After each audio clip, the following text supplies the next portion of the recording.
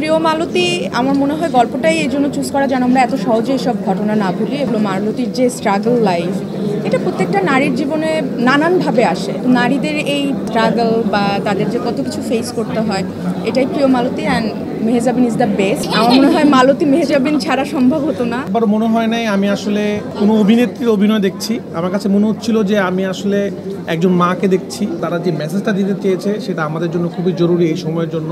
এইসব ঘটনা ঘটে, ফেসবুকে স্ট্যাটাস দিই, স্যাড হই, মন খারাপ করি, দুদিন পর আরেকটা যখন এরকম আশেপাশে ঘটনা ঘটে আবার সেটা নিয়ে কথা বলি, মন খারাপ করে আবার ভুলে যাই। কিন্তু প্রিয় মালতী আমার মনে হয় গল্পটাই এই জন্য চুজ করা যেন আমরা এত সহজে এসব ঘটনা না ভুলি। এবং এই যে মালতীর সাথে যেটা ঘটলো, মালতীর যে স্ট্রাগল লাইফ, এটা প্রত্যেকটা নারীর জীবনে নানানভাবে আসে। হয়তো মালতীর জীবনে একভাবে